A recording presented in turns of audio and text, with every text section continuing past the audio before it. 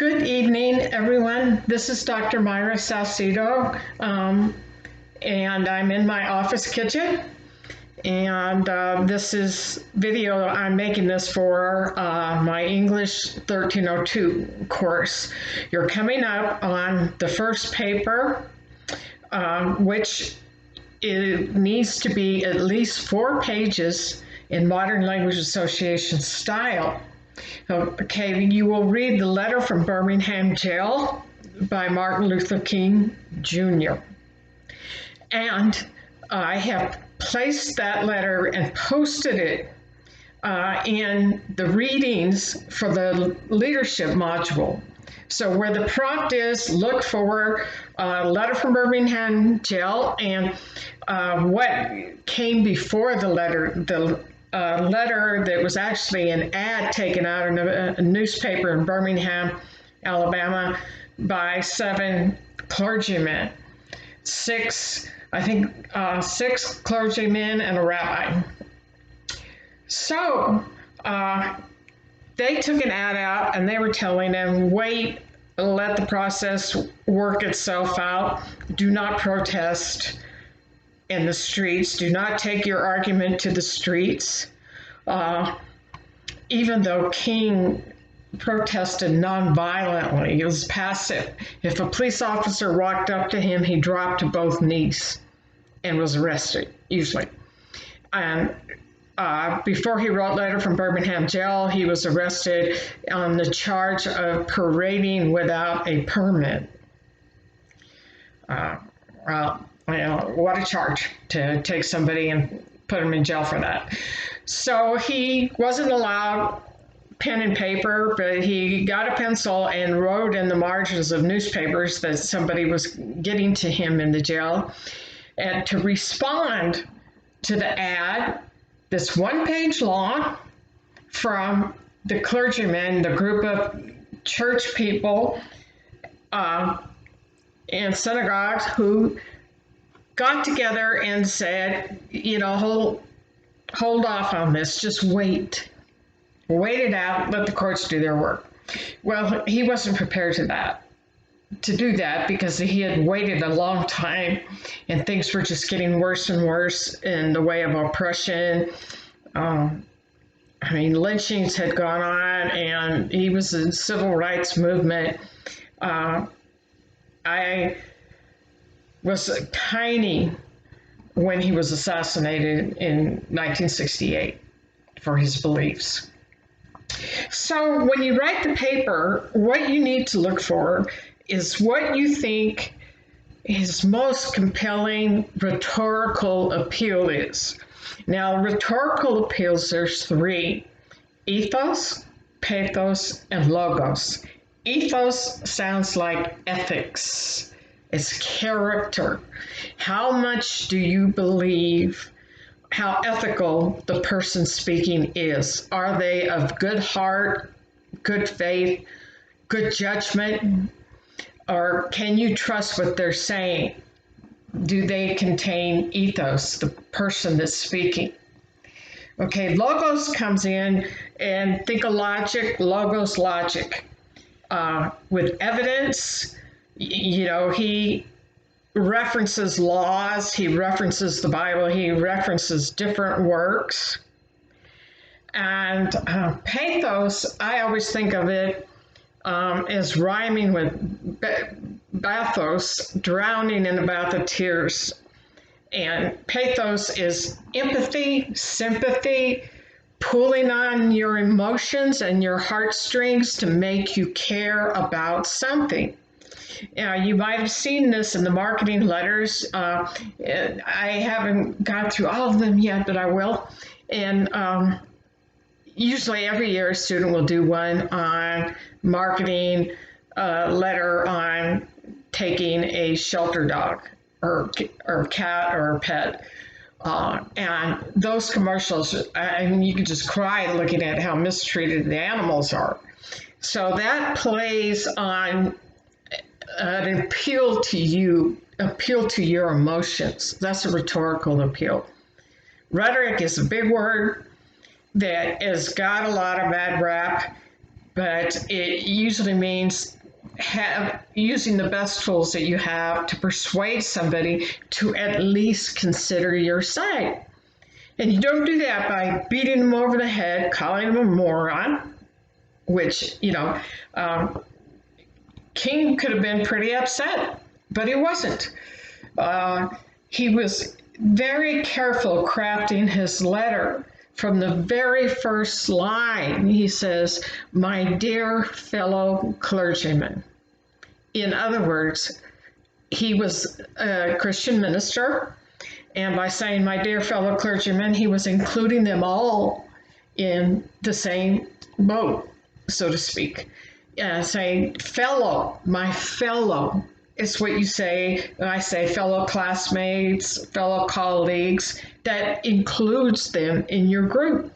So instead of hammering out an angry letter, he starts out, "My dear fellow clergymen." You will notice he ends the letter addressing them. But in the meantime, in the brunt of the letter, he addresses so many different audiences.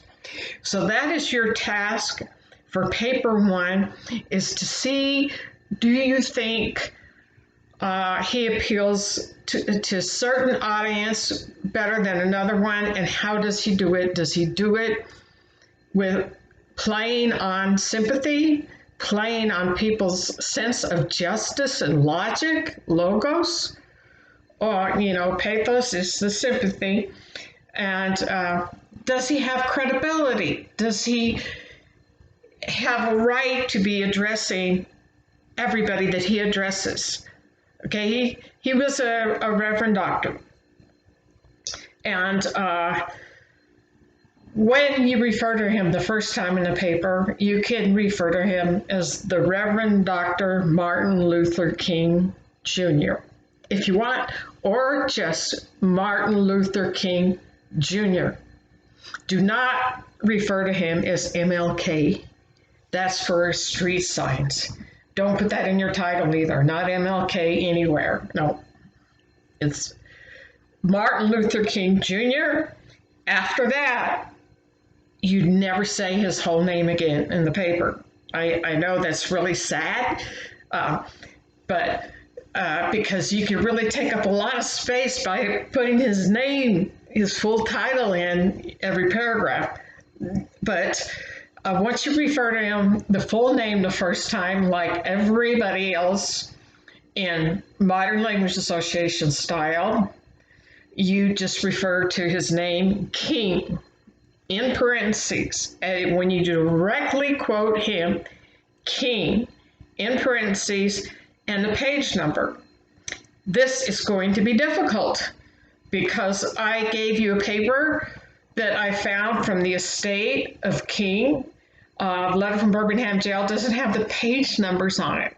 So count the pages.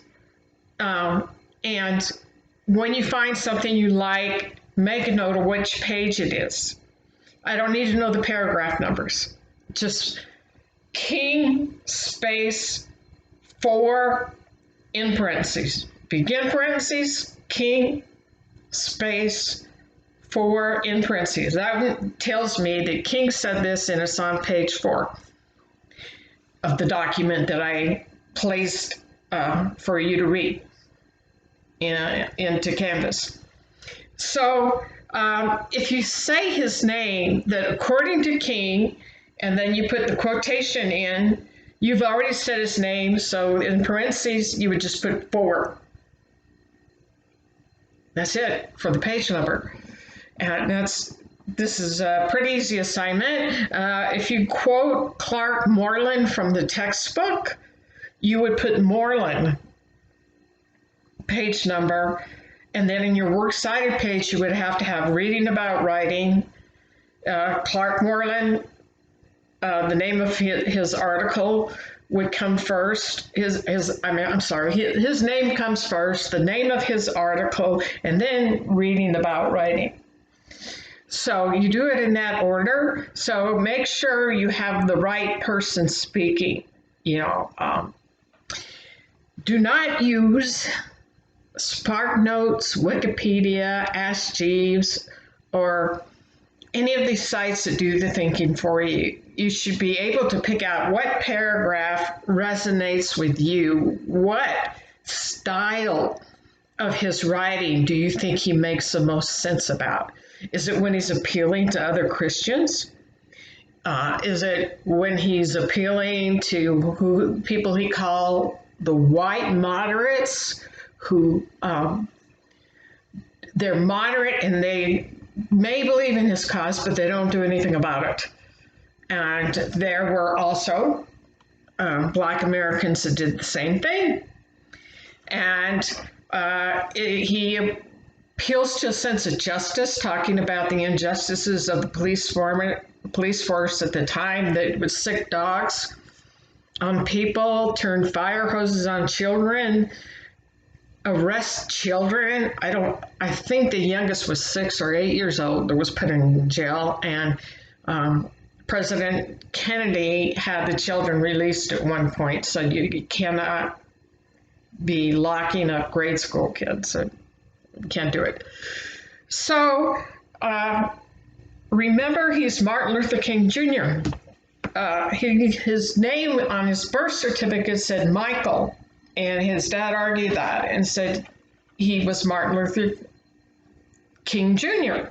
Now, there was Martin Luther, this guy, during the medieval times, and he started the Protestant Reformation. His name was Martin Luther.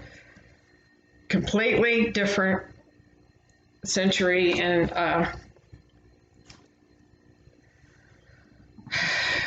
just if you say Martin Luther, then I'm going to think you're referring to him. So don't say Martin Luther. Martin Luther King Jr. first reference, King the rest of the time.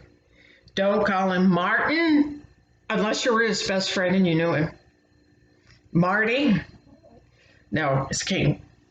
So, and he was not an actual king.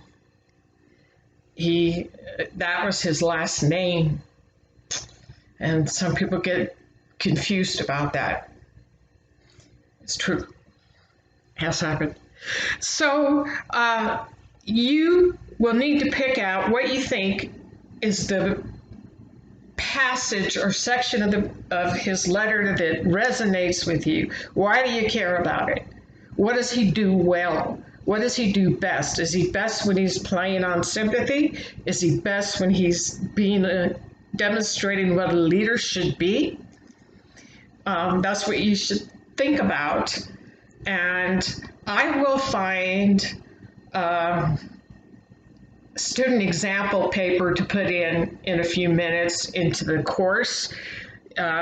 You should try and get a draft in Sunday. There's already enough things due Saturday that you can wait and get the first draft in Sunday, and then you'll need to peer review papers.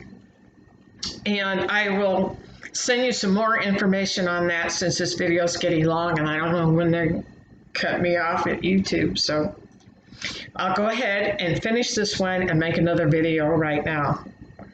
And get started on those papers and get started reading the letter. It's long, but it's a great letter. You'll remember it for the rest of your life.